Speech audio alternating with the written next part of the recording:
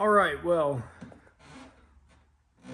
I am alone in the garage, and because I am not the maintenance or I am not a mechanic, I don't have very much of a mechanic background.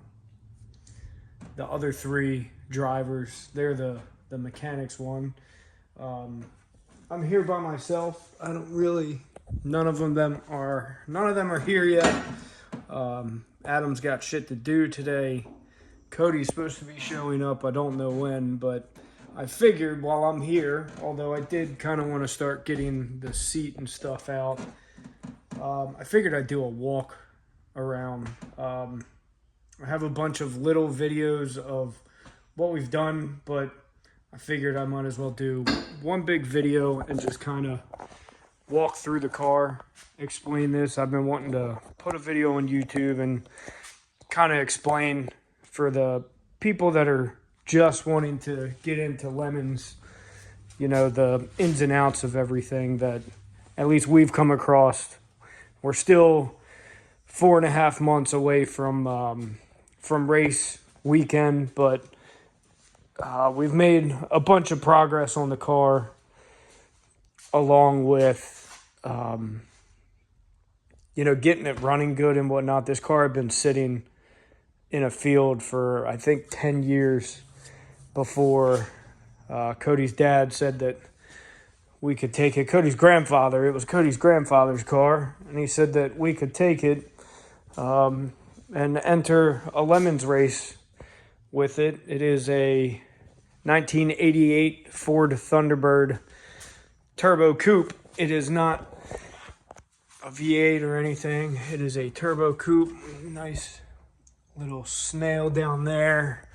You can see some color in there, which I'll get into that in a little bit. But to basically start, so the first thing, weekend one, when we picked this car up, the first thing we did was we kind of started ripping it apart. We just started emptying out really as much as we could. And although it seems like there's a lot of stuff in here, we've taken a lot of stuff out too. There's a lot of this sound deadening stuff in here that I've been wanting to get out myself. That's kind of something that I've been working on. The guys don't think too much importance of it, but I've read that a lot of this sound deadening stuff all the weight adds up, and we're trying to make this as light as possible. There's a lot of stuff that we need to get out of it. But along with removing a lot of the stuff in here, the dash, we're going to take this out. We don't know if we're going to take it out in one piece yet or if we're going to try and save it. Personally, I don't really care for it. We're going to have the roll bar going across the middle, and we can mount gauges and stuff up to that and build our own dash with a lot of the sheet metal we have. But along with emptying out the cabin, we're also, getting to the trunk, doing a bit of the trunk. There's still a lot of the sound deadening in the trunk that needs to come out, which we will get to. The spare tire is in here and definitely needs to be removed. That's weight that isn't needed. Now, there was a electronics wall back here. These two sheet metal panels right here, they have a lot of electronics on it. This car had Magna Ride, ABS, a lot of that stuff, and we are trying to take it out of the car and hopefully still have the car run decent.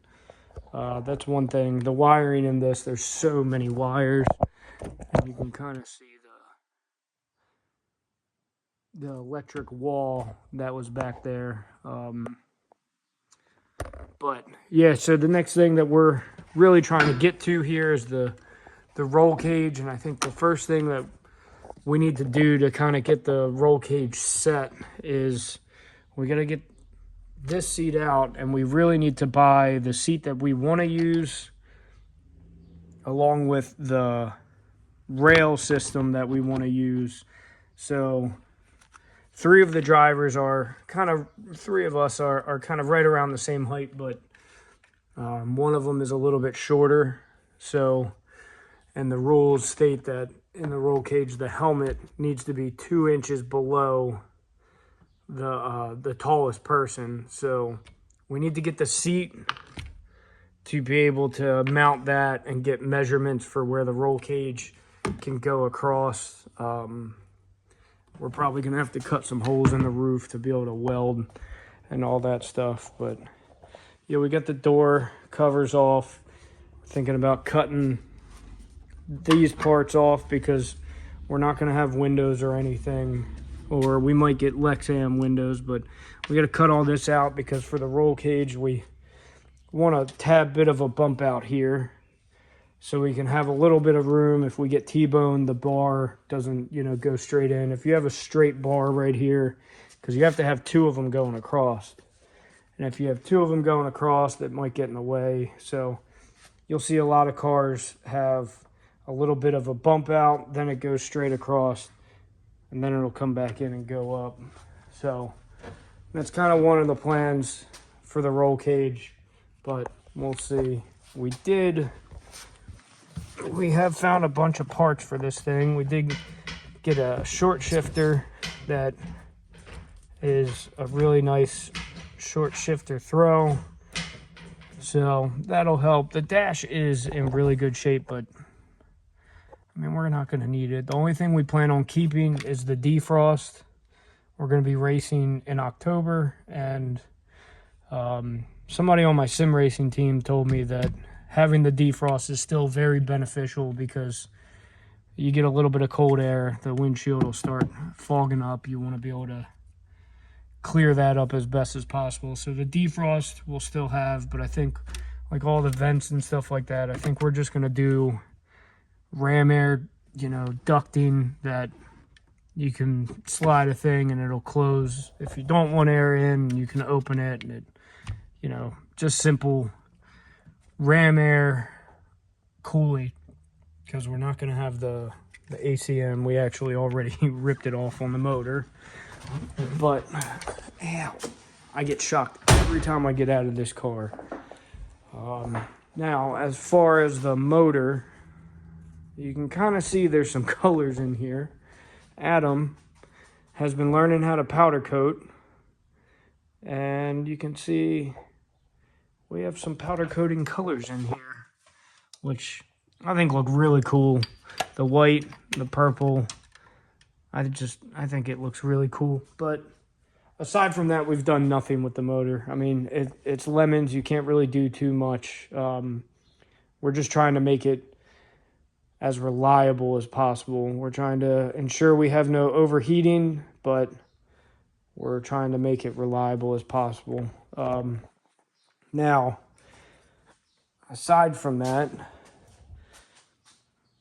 because we got the car for free, we had $500 to spend, and we were able to get a 5-lug conversion for about $100, and then we were able to get, you can't see it back there, but we were able to get suspension in there, front and rear springs on it to lower it, stiffen it up a little bit. New stock OEM stuff, but the springs are a little bit lowered. But yeah, we were able to get some of that. The car has dropped, I think, overall 2 inches. I think it looks really good.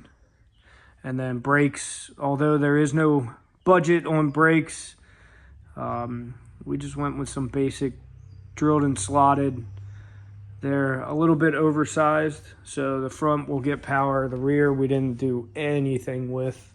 I think we might just get some stock sized, you know, drilled and slotted rotors just to go on, but the caliper is all the same, all of that. So yeah, not too much going on there, but we're about to start getting hot and heavy into the regulation stuff. So, you know, when it comes to the roll cages and tech sheets and all that. So we got the binder ready to make sure we're doing everything right, and to make sure we're, we're not going to get the race weekend and have issues with tech and worrying about an illegal car and stuff like that. So everything else we've done has kind of been outside focused, outside of the vehicle. But I think from here on, we are into the regulation heavy stuff. And the regulation heavy stuff is going to be, I think, the hardest part.